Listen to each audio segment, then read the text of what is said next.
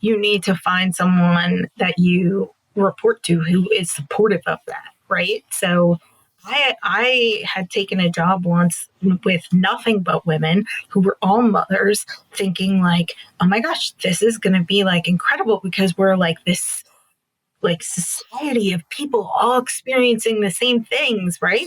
And instead, it was kind of like whoever could do the better job pretending they weren't a mom and didn't have kids and didn't have these familial responsibilities, like was the one who did the best.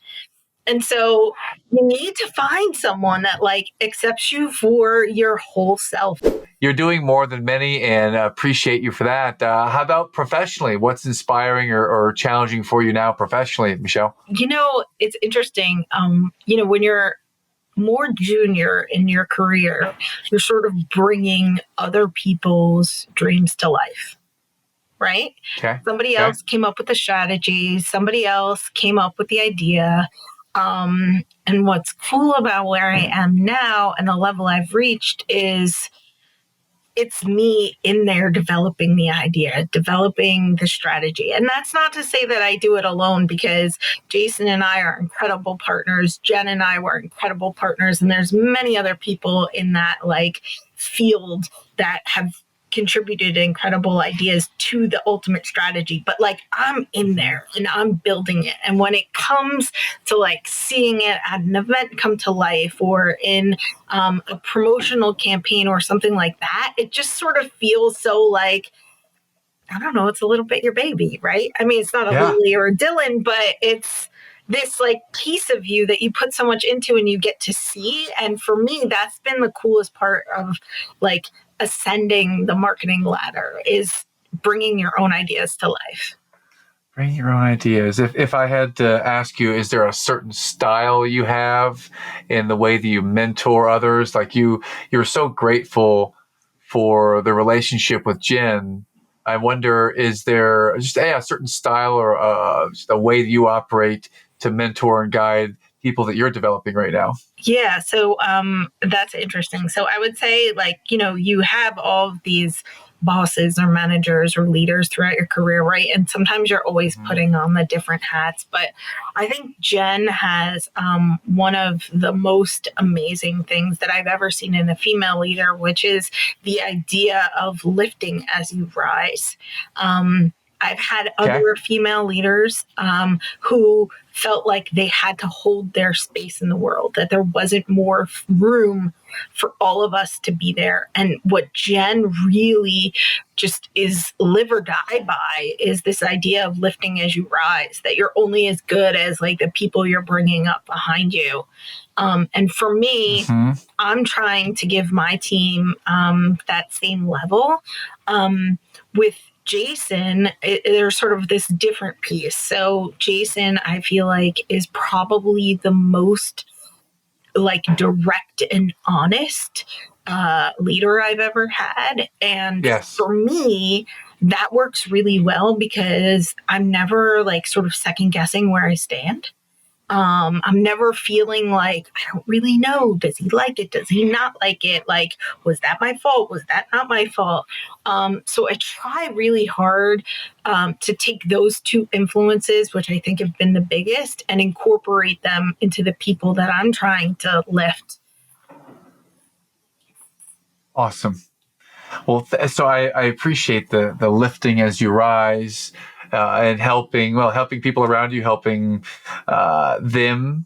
And you're only as good as the people that you're lifting around you. So helping elevate them, and they're helping elevate you. So appreciate all of this. I would ask, where might we find you? Like if I wanted to go down the rabbit hole and connect with you on social media or somewhere, then where are the places that I might learn more and connect with Michelle Meehan? So I'm really only active on LinkedIn. And I'm Michelle Meehan, like I think MBA. And there's a picture of me in like a black suit that was taken by an amazing photographer who shoots covers at one of the media companies I work for. Yes. And I'm on Facebook, but full disclosure, Facebook is, I don't post or anything. I'm just there to follow the school menus for like breakfast and lunch. Certainly. And the thing I missed in the very buried emails the school district sends out that the PTA reposts. Fair. Okay. Got it.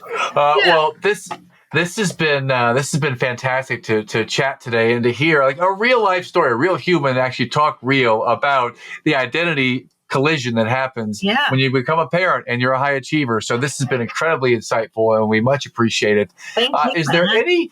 Well, you're most welcome. I would ask Michelle, is there any advice or tip you might offer to, it could be mom, it could be a dad, but someone who is in a place where you used to be? They're a high achiever and they've now had a family and they feel this guilt, and it's a tough place for them. Any thought or tip you might have for a person in that position?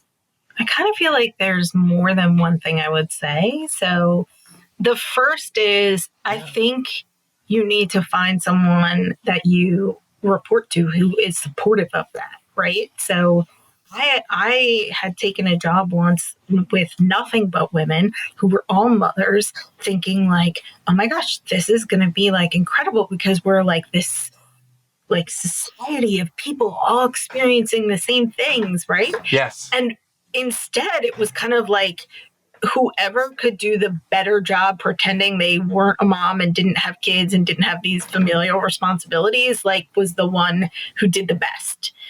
And so you Wow. need to find someone that like accepts you for your whole self. And that, I mean, to my story of, a year of interviewing is not going to be the easiest thing, but it is going to be the most rewarding because once you have that, it's like you're never going to let it go.